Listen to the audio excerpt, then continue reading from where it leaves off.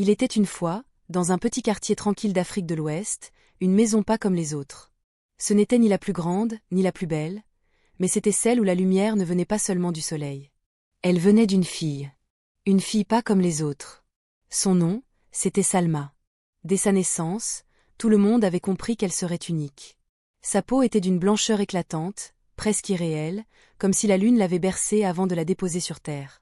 Salma était albinos. Mais dans sa maison, ce mot ne signifiait pas différence. Il signifiait trésor. Ses parents l'aimaient d'un amour profond, débordant, lumineux. Son père, Haruna, un homme doux à la voix grave, ne passait pas une journée sans lui répéter « Tu es magnifique, ma fille. Tu es le soleil dans mon cœur. » Sa mère, Mariama, la regardait comme on regarde un miracle. Elle lui massait les mains avec des huiles précieuses, l'enduisait de crème pour la protéger du soleil, et lui tressait les cheveux avec une patience infinie. Dans chaque geste, il y avait de l'amour. Du vrai. De celui qu'on ressent dans les silences. Et il y avait Ineya, sa petite sœur. Curieuse, vive, toujours en train de courir dans la cour, les pieds nus et les idées pleines d'histoire. Ineya suivait Salma partout. Elle disait toujours « Ma sœur, elle est magique. Quand elle marche, on dirait qu'elle brille. » Salma ne se sentait jamais à part. Jamais bizarre. Jamais en trop. Chez elle, on ne lui parlait pas de différence. On lui parlait de beauté. De force. De fierté. Les soirs, toute la famille se rassemblait sous le grand manguier du jardin. Le père racontait des contes, la mère riait aux éclats, et Salma, lovée dans les bras de sa sœur, regardait les étoiles. Elle croyait au destin. Elle croyait à la lumière. Elle grandissait, entourée, protégée. Elle allait à l'école de son quartier, où tout le monde la connaissait. Personne ne se moquait d'elle. Les enseignants l'aimaient. Les voisins la saluaient avec respect. C'était une enfant épanouie. Presque, bénie. Pourtant, dans les plis du bonheur, une ombre commençait doucement à se former. Invisible. Silencieuse. Loin encore, mais déjà en route. À cette époque, personne n'aurait pu imaginer la suite. Personne n'aurait pu prévoir que cette fille, adorée, valorisée, traitée comme une princesse, allait un jour devenir le bourreau de sa propre famille. Mais chaque tragédie commence toujours par une période de lumière, juste assez brillante pour que la chute paraisse plus noire encore. Les années passaient, douces comme les vents du soir. Salma grandissait. De ses petites jambes incertaines, elle était devenue une adolescente au port droit, aux gestes gracieux, au regard curieux sur le monde.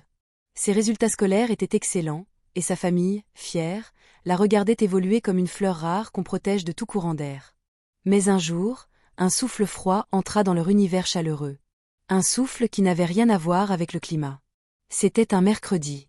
Le père de Salma, Haruna, était revenu du travail avec un visage éteint.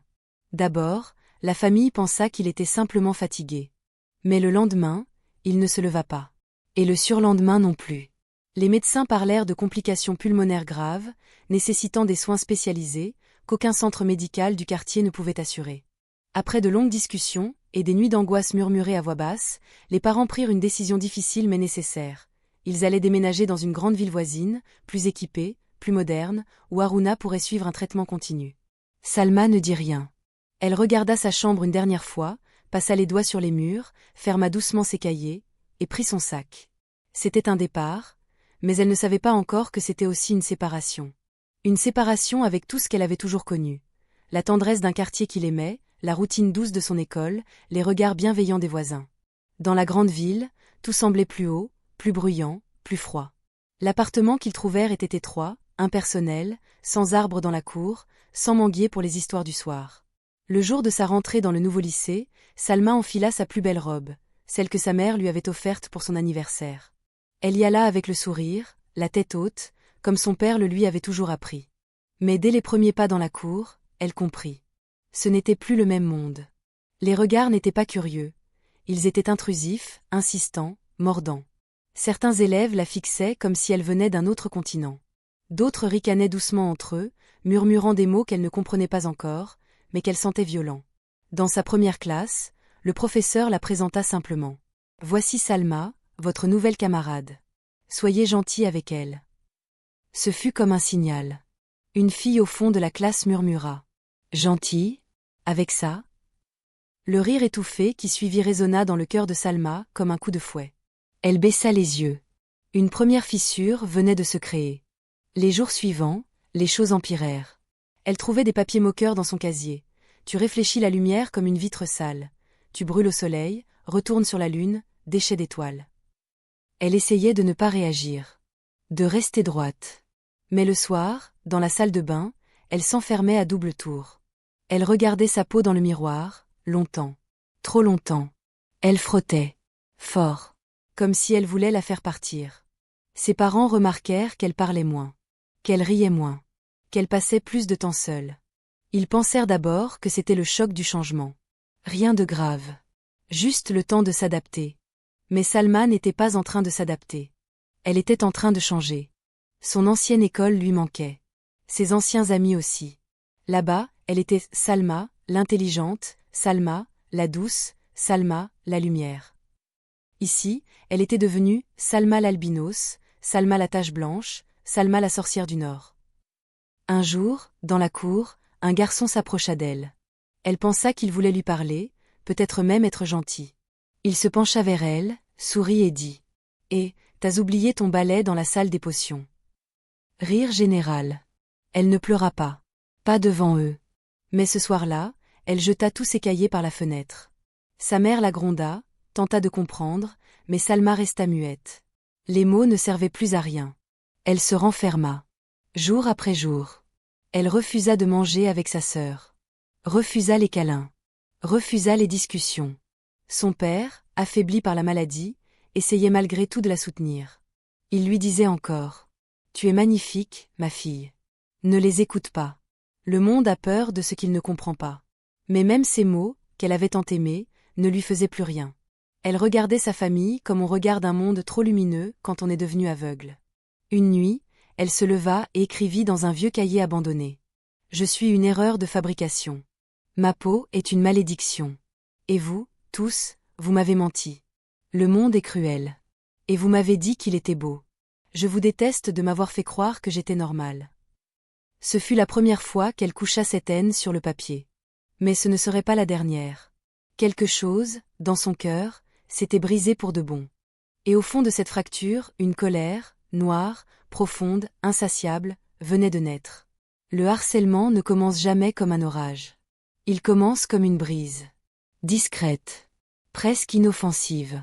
Une moquerie, un rire, un regard.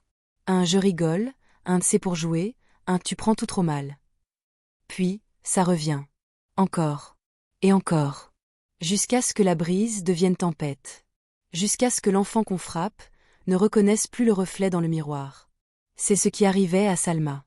Jour après jour, les attaques devenaient plus sournoises, plus ciblées, plus brutales. Elle passait de classe en classe, de couloir en couloir, comme un fantôme qu'on évitait ou qu'on provoquait. Son casier était devenu un champ de bataille. Parfois, on y glissait des feuilles froissées, couvertes d'insultes. Attention, peau radioactive. Albinos égale animal de laboratoire. T'as oublié ton cercueil. Les enseignants, eux, voyaient sans voir. L'indifférence des adultes. Le silence complice de ceux qui ne veulent pas de problème. Un professeur, un jour, la convoqua. « Tu es trop renfermée, Salma. Il faut t'ouvrir aux autres. » Elle l'avait regardé droit dans les yeux. « Il me déteste, monsieur. » Il avait soupiré. « Ce sont des jeunes. Ça passera. » Non, ça ne passait pas. Ça s'incrustait. Comme une maladie invisible. Salma commença à développer des réflexes qu'elle n'avait jamais eus. Elle évitait les regards. Elle changeait de couloir à l'approche d'un groupe. Elle portait des pulls longs, même sous le soleil brûlant, pour cacher ses bras, comme si sa peau était un crime. Dans les toilettes, elle restait parfois 1 heure, assise sur la cuvette, juste pour fuir les couloirs. Elle ne parlait plus à personne. Plus à sa sœur. Plus à sa mère. Quand son père essayait de l'embrasser, elle reculait. « Tu n'as pas besoin de m'aimer pour me sauver », avait-elle fini par lui dire. Il était resté là, debout, la bouche entr'ouverte, ne sachant pas s'il devait pleurer ou prier. Un après-midi, en cours de sciences, alors que l'enseignante expliquait la génétique et les différences héréditaires, un garçon au fond leva la main. « Madame, ça veut dire que si mes parents sont normaux, je peux quand même avoir un enfant moche comme elle. » Toute la classe éclata de rire. La prof sourit nerveusement. Elle ne dit rien. Salma, elle, sentit quelque chose mourir en elle. Elle se leva. Sortit. Personne ne la retint. Ce jour-là, elle rentra à pied. 1 heure de marche. En silence. Les écouteurs dans les oreilles, mais aucune musique. Juste le vide. À la maison, elle passa devant Inéia sans un mot. Sa petite sœur, si pleine de joie, tenta encore. « Tu veux qu'on regarde un dessin animé ?» Salma répondit d'une voix glaciale. « Les dessins, c'est pour les enfants heureux. » Inéia s'éloigna. Déçue. Blessée. Sans comprendre. Les soirs devinrent de plus en plus étranges. Salma écrivait sur les murs de sa chambre. Elle griffonnait des phrases qui faisaient peur. « Ma peau me trahit.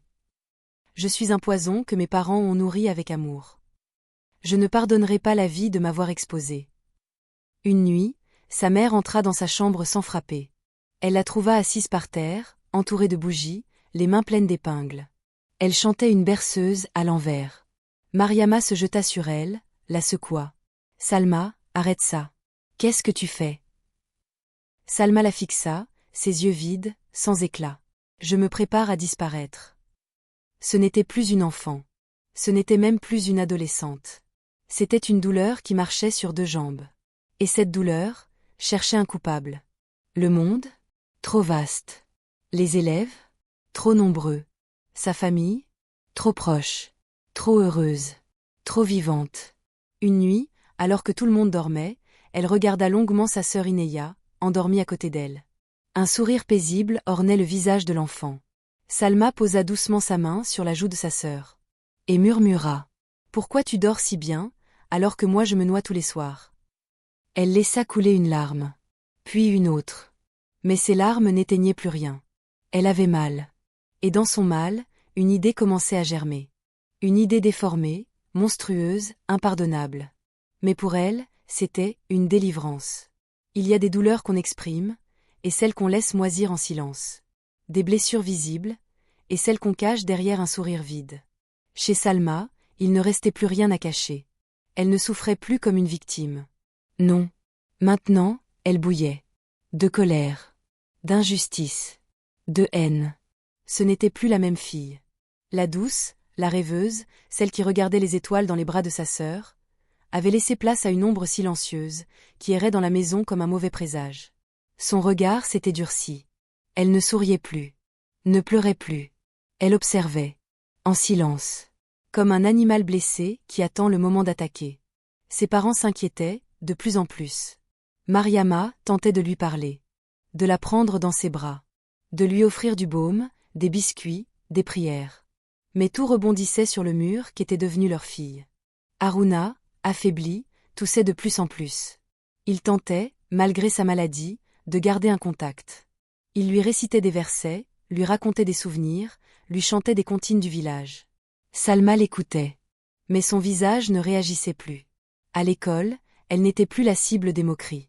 Pas parce que les élèves avaient changé, non. Mais parce qu'elle leur faisait peur. Son regard. Son silence. Sa manière de fixer les gens sans cligner des yeux. Elle était devenue un mystère. Un malaise ambulant. Une énigme dangereuse. Alors il l'évitait. Et ça l'arrangeait. À la maison, elle passait des heures enfermée dans sa chambre.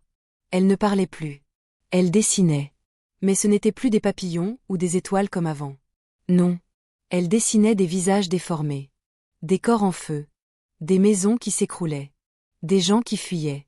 Et toujours, au centre, un personnage albinos. Sans yeux. Sans bouche. Quand Inéia entra un jour dans la chambre pour lui faire un câlin, elle trouva ses dessins. Elle les prit, les regarda, et chuchota. « Pourquoi tu fais ça, Salma? Tu me fais peur. » Salma se retourna. « C'est ce que je vois quand je ferme les yeux. Alors je les garde ouverts. » Elle reprit les dessins. Et ferma la porte. Une nuit, elle commença un journal. Pas un journal intime ordinaire. C'était un carnet noir, qu'elle appelait « Le vrai livre de ma vie ».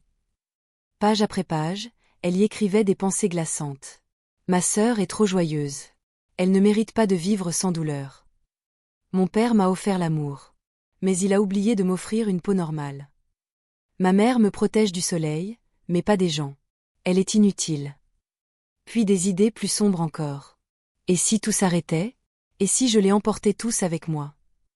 Elle répétait ces phrases, comme des mantras. Elle les apprenait par cœur. Elles devenaient des vérités, dans son esprit malade. Un jour, alors qu'elle était dans la cuisine, elle regarda longuement le grand couteau posé sur la table.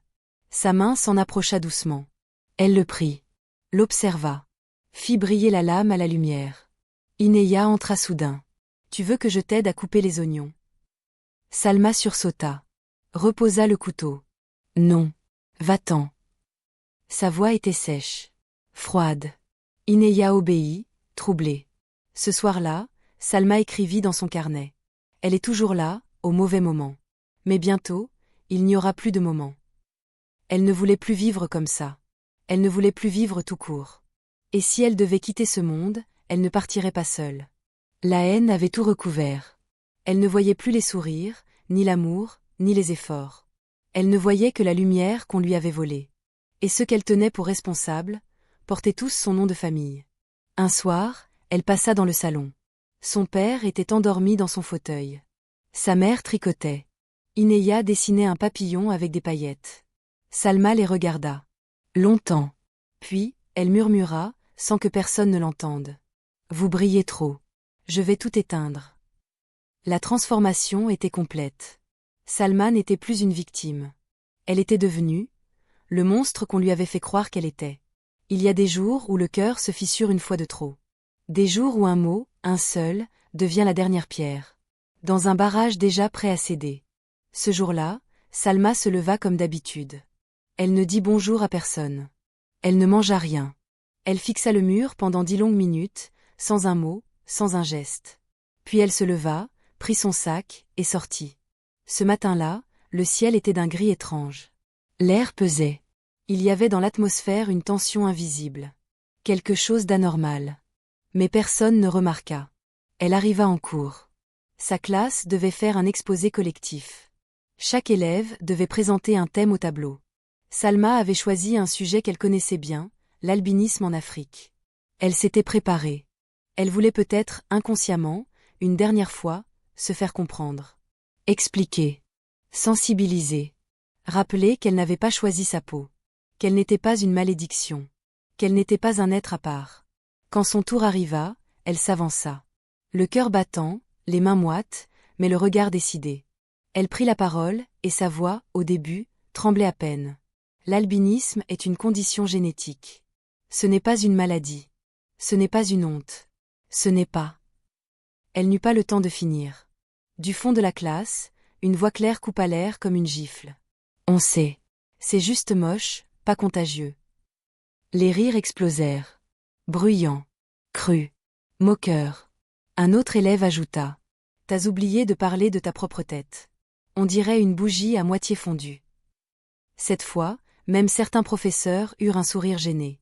Personne ne réagit. Salma resta figée. Elle entendait, mais son esprit s'éteignait. Les mots ne frappaient plus son oreille. Ils s'écrasaient contre son âme. Un bourdonnement monta dans sa tête. Un long bourdonnement sourd. Elle ne vit plus les visages. Elle ne sentit plus ses jambes. Elle était là, sans y être. Sa feuille glissa de ses mains. Elle descendit lentement de l'estrade. Elle traversa la classe sans un mot. Elle ne courait pas. Elle marchait. Calme. Terriblement calme. Derrière elle, les rires reprenaient. On murmurait. On la filmait. Encore. Elle sortit du lycée. Se mit à marcher dans la rue. Sans but. Elle traversa des marchés, des rues, des feux rouges. Elle ne vit rien. Elle n'entendait plus. Tout en elle criait. Mais elle restait muette. Une vendeuse, en la voyant passer, lui lança gentiment. « Tout va bien ma fille ? Tu as l'air perdue. » Salma s'arrêta, tourna lentement la tête, et répondit, sans expression. « Je suis juste arrivée à destination. » Elle continua son chemin. Elle arriva devant la maison. Tout était silencieux. La porte était entr'ouverte. Inéa avait oublié de la refermer. Salma entra. Déposa son sac à l'entrée. Puis elle monta les escaliers. Lentement. Un pas à la fois. Comme si chaque marche pesait une tonne. Dans la chambre, Inéa était allongée. Elle faisait une sieste. Le rideau dansait doucement au vent. Une lumière dorée baignait la pièce. C'était paisible. Trop paisible. Salma resta là, debout, à l'observer. Longtemps. Elle s'approcha, s'assit au bord du lit, effleura une mèche de cheveux d'Inéa, et murmura. « Tu dors bien, hein?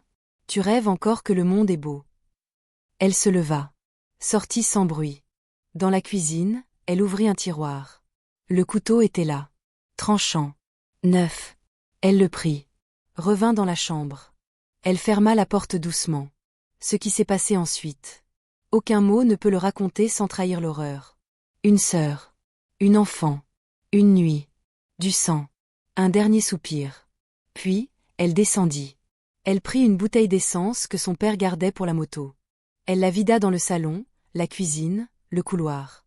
Elle arrosa les rideaux, les tapis, les meubles. Elle regarda une dernière fois les photos de famille au mur. Sur l'une d'elles, on la voyait bébé dans les bras de sa mère. Sa sœur riait à côté. Elle regarda cette photo avec un mélange de nostalgie et de dégoût. Puis, elle alluma une allumette. Une seule. Le feu prit rapidement. Les flammes montèrent. La fumée s'éleva. Les cris retentirent à l'intérieur. Mais Salma était déjà dehors. Elle marcha. Encore. Toujours. Jusqu'à disparaître dans la nuit. Elle venait de tuer sa sœur. Elle venait de brûler ses parents vifs. Elle venait d'éteindre la lumière d'une maison, pour toujours. La nuit était tombée. Mais cette nuit-là, ce n'était pas l'obscurité qui faisait peur. C'était ce qui en sortait. Dans le quartier, personne n'avait rien entendu au départ. Les voisins étaient rentrés, fatigués de leur journée. Les enfants dormaient. Les chiens ne hurlaient même pas. Mais à 22h47, une lumière orangée perça le ciel. Une chaleur brutale s'échappa des fenêtres. Puis, un hurlement. Pas un cri d'enfant. Pas un appel à l'aide. Non. C'était un cri d'âme. La maison de la famille de Salma était en flammes. Des langues de feu léchaient les murs, les plafonds, les meubles. Le bois craquait. Les vitres explosaient une à une. Les rideaux, les canapés, les livres, tout brûlait. À l'intérieur, Mariama s'était réveillée en toussant. Elle sentit la fumée avant de comprendre.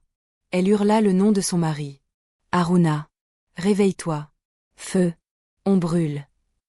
Harouna, malade, se leva difficilement. Il n'avait plus la force. La fumée l'étouffait. Il ne voyait rien. Il appelait. Inéa. Salma. Mais personne ne répondait. Inéa, elle, ne s'était pas réveillée. Elle était déjà morte. Poignardée dans son sommeil par la seule personne qu'elle admirait. Mariama courut jusqu'à sa chambre, mais il était trop tard. Les flammes avaient déjà bloqué l'accès. Elle cria. Elle frappa la porte. Elle s'effondra. Le feu progressait. Il avalait tout. Il dévorait les souvenirs, les rires, les albums photos, les dessins d'enfants. Il ne restait plus que le chaos. À l'extérieur, un voisin vit la scène depuis son balcon. Il hurla à son tour. Les gens sortirent en courant, paniqués. Certains appelèrent les pompiers. D'autres tentaient d'approcher avec des seaux d'eau, mais c'était trop tard. La maison n'était plus qu'un brasier. Et pendant que tout le monde courait, criait, pleurait, Salma marchait, silencieuse, à quelques centaines de mètres. Ses vêtements étaient imprégnés d'essence. Ses mains tremblaient légèrement. Mais son visage était calme. Elle n'avait ni remords, ni panique. Elle avait fini ce qu'elle avait commencé.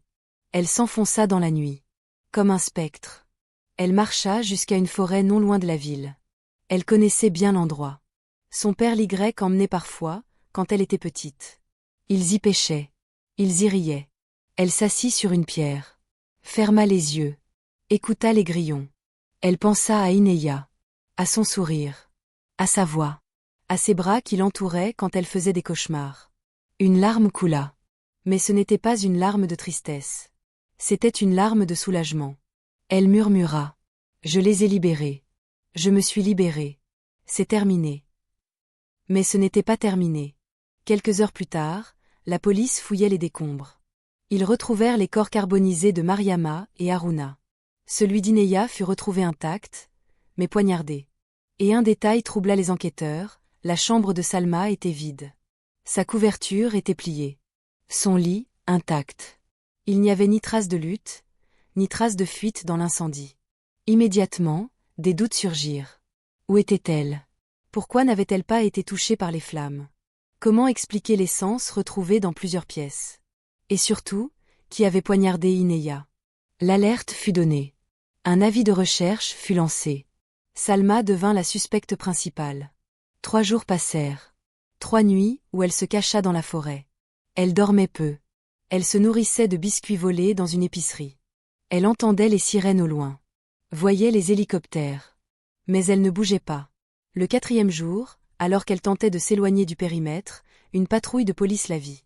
Elle ne courut pas. Elle ne cria pas. Quand les agents s'approchèrent, elle leva lentement les mains et dit « C'est fini. Vous pouvez me prendre. » L'un des policiers, choqué par sa sérénité, demanda « Pourquoi, Salma? Pourquoi tu as fait ça ?» Elle répondit simplement « Parce que personne n'a su voir ce que je vivais. Et maintenant, tout le monde va entendre. » Ils la mirent dans la voiture. La forêt redevint silencieuse. Et la nuit rouge venait de s'inscrire dans l'histoire du pays. Il est des silences qui hurlent. Quand Salma fut arrêtée, le pays entier se tut. Les journaux, les réseaux sociaux, les plateaux télé, tous parlaient de la fille au feu. Les titres s'enchaînaient. Une adolescente albinos incendie sa famille. Tragédie familiale ou vengeance silencieuse. L'albinos tueuse, mythe ou monstre. Dans les commissariats, l'interrogatoire de Salma fut une énigme glacée. Assise, menottée, droite comme une statue, elle répondait peu. Les policiers tentaient de la faire parler, de la pousser à bout, de la déstabiliser. Mais elle ne flanchait pas. Pourquoi avoir fait ça? Elle répondait. Pourquoi personne n'a rien vu avant? Tu regrettes. Je regrette qu'on m'ait laissé seule. Tu les aimais? Ils m'aimaient. Mais ce n'était plus suffisant. Dans sa cellule, elle ne pleurait pas. Ne criait pas. Ne mangeait presque pas. Elle écrivait. Encore. Des pages et des pages. Un cahier entier, que les enquêteurs finirent par découvrir. À l'intérieur, ses confessions. Détails froids, terrifiants, méthodiques. Le plan était clair, l'exposé, l'humiliation, l'explosion. Elle avait tout prévu. Le couteau, l'essence, l'heure. Elle avait même noté. Je commencerai par Ineya. Parce que c'est celle qui me ressemble le moins. Trop de joie. Trop de lumière. Les enquêteurs en restèrent figés. Le chef d'enquête dit à voix basse. Ce n'est pas une criminelle. C'est une tragédie à visage humain. Mais la justice ne juge pas les émotions. Elle juge les actes. Quelques jours plus tard, Salma fut transférée vers une prison spéciale pour mineurs en attendant son procès. Le choc dans l'opinion publique était immense. Les débats faisaient rage. C'est une victime. Elle a juste explosé. Non, c'est une manipulatrice, une tueuse. Ses parents n'ont rien vu, mais ils ne méritaient pas de mourir. Et les élèves qui l'ont détruite psychologiquement? Eux, on les oublie. Mais au centre de tous ces débats, il y avait une vérité plus dérangeante. Personne n'avait su détecter la douleur. Pas les professeurs. Pas les camarades. Pas même la famille. Et maintenant, il était trop tard. L'autopsie révéla que Ineya avait reçu 4 coups de couteau. Le premier avait été suffisant, les 3 suivants étaient de trop. Un excès. Un débordement. Preuve d'une haine incontrôlable. Le médecin légiste déclara. Ce n'est pas le geste d'un monstre. C'est le geste d'un cœur qui n'en pouvait plus. Les enquêteurs trouvèrent aussi des vidéos dans le téléphone de Salma. Des vidéos secrètes. Filmées à l'école. On y entendait les moqueries. On y voyait les visages rieurs. Les enseignants qui détournaient le regard. Une vidéo montrait un élève la pointeur du doigt en classe et dire « Tu crois qu'on va t'écouter, t'as même pas la bonne couleur pour vivre ici. » L'un des enquêteurs, après avoir vu la vidéo, murmura « On l'a tuée, avant qu'elle ne tue. » Mais à la fin, c'est Salma qui portait le sang sur les mains. Et la justice devait trancher. Elle fut présentée devant le juge, 3 semaines plus tard. Salle pleine. Caméra dehors. Journaliste à l'entrée. Famille absente. Car il n'y avait plus de famille. Lorsqu'on lui demanda « Tu plaides coupable ?» Elle répondit « Je plaide coupé ». Le silence dans la salle était total. Le juge la regarda longuement. Il savait. Il comprenait. Mais il ne pouvait pas excuser. Il déclara « Tu es à la fois la victime et l'arme.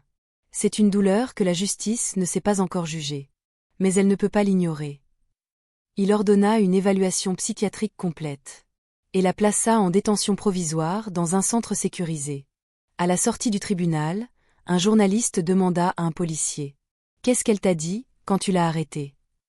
Il répondit: « Elle a dit, maintenant, ils vont tous m'écouter. » Et c'était vrai. Le pays entier l'écoutait. Trop tard. Le procès de Salma ne fut pas un procès comme les autres. Ce n'était pas seulement une affaire de justice. C'était une autopsie de la douleur, une dissection publique du silence, un miroir tendu à toute une société. La salle d'audience était comble. Pas un banc vide. Certains étaient venus chercher des réponses. D'autres, un coupable clair. D'autres encore, une histoire à raconter au dîner. Mais rien, absolument rien dans ce procès, ne ressemblait à ce qu'ils attendaient. Salma fut amenée dans la salle, entourée de 2 gardiens. Elle portait une blouse grise, trop large pour elle. Elle ne parlait pas, ne regardait personne. Elle s'assit, les mains croisées, comme si elle n'avait plus d'avenir. La juge, une femme d'âge mûr au regard profond, posa les yeux sur elle. Elle resta un long moment silencieuse. Puis dit simplement: « Mademoiselle Salma, vous êtes ici parce que vous avez ôté 3 vies. 3 êtres qui vous ont aimé. Dites-nous pourquoi. » Salma releva la tête. Son regard était vide. Elle répondit: « Parce que j'ai été enterrée vivante. Et personne ne m'a tendu la main. » Dans la salle, des gens baissèrent les yeux. Une vieille dame murmura: « Elle n'a pas l'air folle, elle a l'air finie. » Le procès débuta. Les témoignages se succédèrent. Balance, l'avocat de la défense, un homme au regard doux, prit la parole. Il ne plaida pas l'innocence. Il plaida la faillite collective. Cette fille n'a pas été éduquée pour tuer. Elle a été aimée, protégée. Mais elle a été abandonnée en cours de route, par le monde autour d'elle. Chaque rire moqueur, chaque silence complice, chaque professeur qui a détourné le regard, a allumé l'étincelle. Nous avons tous une part de cendre sur les mains. Le procureur, lui, fut plus direct. Aucune souffrance ne justifie un triple homicide. Elle a poignardé sa sœur. Elle a brûlé ses parents vivants. Elle a agi avec lucidité, méthode et préméditation. C'est un crime. Un crime froid. Le juge demanda à entendre les psychiatres. Une experte prit la parole, feuille à la main. Après 17 entretiens, notre conclusion est claire. Salma souffre d'un effondrement identitaire aigu, provoqué par un harcèlement scolaire sévère, accumulé pendant des mois. Son environnement familial aimant n'a pas suffi à contrebalancer cette dégradation interne. Elle a construit une réalité dans laquelle sa mort, et celle des siens, était une délivrance. La juge leva les yeux. Est-elle responsable de ses actes? L'experte répondit après un silence. Responsable, oui. Mais dans une logique déconnectée de la réalité. Elle ne tuait pas ses proches, elle tuait ce que le monde avait détruit en elle. Puis vint le moment le plus attendu. La juge regarda Salma. « As-tu quelque chose à dire, avant que nous rendions notre verdict ?» La salle retint son souffle. Salma se leva. Lentement. Elle regarda droit devant elle. Pas les juges. Pas les avocats. Pas les policiers. Elle regardait la caméra. Le monde entier. Et dit: « Je voulais être normale. Je voulais juste qu'on arrête de me regarder comme une erreur. J'ai été forte. J'ai été sage. J'ai attendu. Et un jour, j'ai explosé. Ce n'est pas moi que vous jugez. C'est ce que vous m'avez laissé devenir. » Elle se rassit. C'était son dernier mot. Le verdict tomba une semaine plus tard. La juge déclara: « Au vu des circonstances, du profil psychologique, de l'âge de l'accusé et du caractère tragique de cette affaire, le tribunal décide de placer Salma en internement psychiatrique fermé pour une durée de 20 ans. Pas de prison. Pas de réhabilitation classique. Une cellule blanche. Des murs silencieux. Et le temps, comme unique compagnon. » La juge conclut avec une phrase que personne n'oublierait. « Le système scolaire a détruit cette fille. Nous avons tous échoué. Et dans cet échec, 3 innocents sont morts. » Et ainsi, la justice fut rendue. Froide. Nécessaire. Incomplète. Car aucune sentence ne ramènerait Mariama. Aucun verdict ne refermerait les bras d'Ineya. Aucun jugement ne rendrait à Salma la lumière qu'on lui avait volée. Le verdict était tombé. 20 années d'internement psychiatrique fermé. Un châtiment sans barreaux, mais avec des murs blancs, des couloirs glacés, et des heures qui tournent sans jamais avancer. Ce n'était pas une condamnation à mort. C'était une condamnation à vivre, avec ce qu'elle avait fait. Le jour où elle fut transférée, aucun journaliste ne put entrer. La juge avait ordonné que le transfert se fasse dans le silence, comme pour marquer le respect dû à une tragédie que même les caméras ne pouvaient plus décorer. Les gardiens l'accompagnèrent, menottes au poignet, dans un fourgon banalisé. Aucun mot ne fut échangé. Salma regardait par la fenêtre. Non pas pour voir, mais pour dire adieu au monde. Sur la route, ils passèrent devant son ancienne école. Elle vit la grille. Les élèves. Les mêmes couloirs. Et quelque part, une autre fille albinos qu'on ignorerait peut-être. Elle baissa les yeux. Murmura tout bas. J'espère qu'il t'écoute, toi. Arrivée à l'hôpital psychiatrique, elle ne cria pas. Elle ne résista pas. Elle entra comme on entre dans une tombe. Sa cellule était propre. Un lit. Une table. Un miroir. Un carnet vide. La porte se referma derrière elle. Et pour la première fois, le silence était total. Ce silence-là, elle le connaissait. Mais cette fois, il ne venait pas de l'extérieur. Il venait d'elle-même. Pendant des jours, elle ne parla à personne. Elle mangeait en silence. Elle ne répondait pas aux soignants. Elle écrivait. Encore. Toujours. Dans son carnet, elle nota. Il faut que les gens sachent. Je ne suis pas née pour tuer. Je suis née pour aimer. Mais j'ai été moquée, rejetée, abîmée. Jusqu'à devenir ce que vous voyez. J'étais une lumière. Vous m'avez soufflé. Et maintenant, vous pleurez dans le noir. Les soignants lisaient parfois ces pages. Ils pleuraient en silence. Personne ne trouvait les mots. Jusqu'au jour où une psychologue jeune, nommée Aïssata, s'assit en face d'elle et dit simplement. Tu veux me raconter une histoire? Pas la tienne. Une autre. Celle que tu inventes.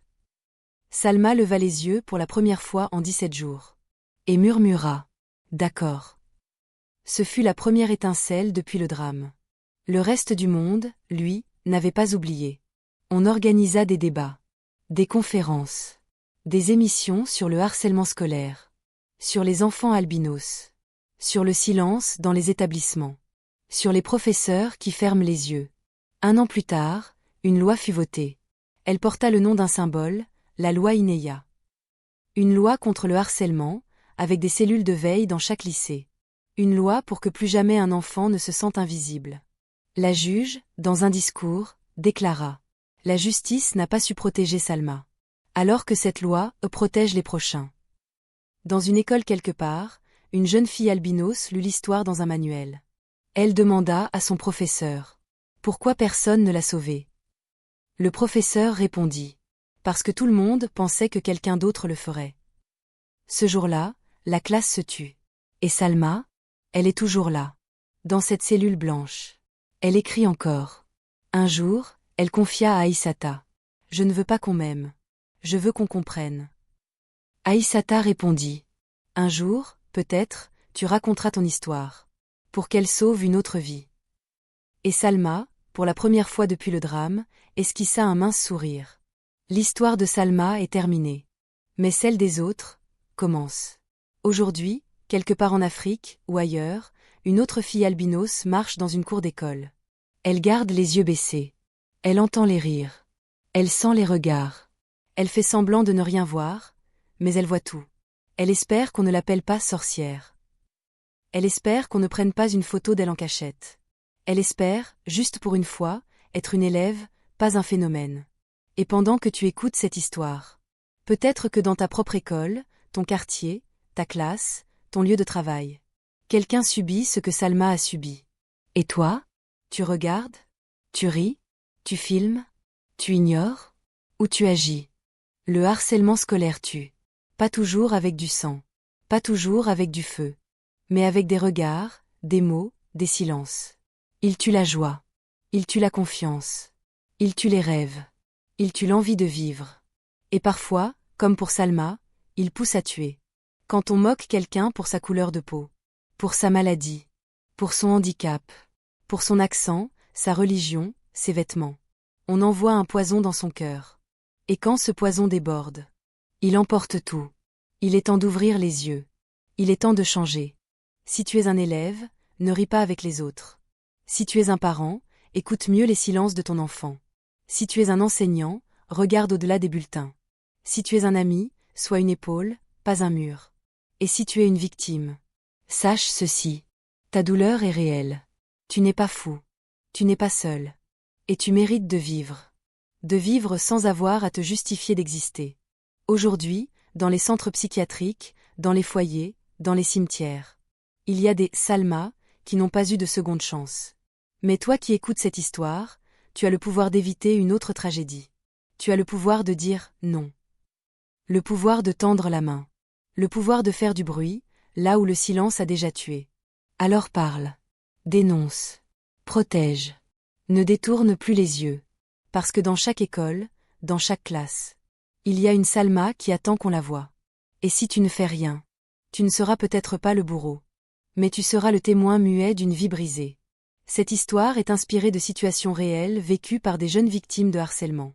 Le harcèlement scolaire n'est pas un jeu. Il détruit. Il tue. Il laisse des cicatrices invisibles mais éternelles. Si tu es victime ou témoin, parle à un adulte, à un professeur, à une association. Ta parole peut sauver.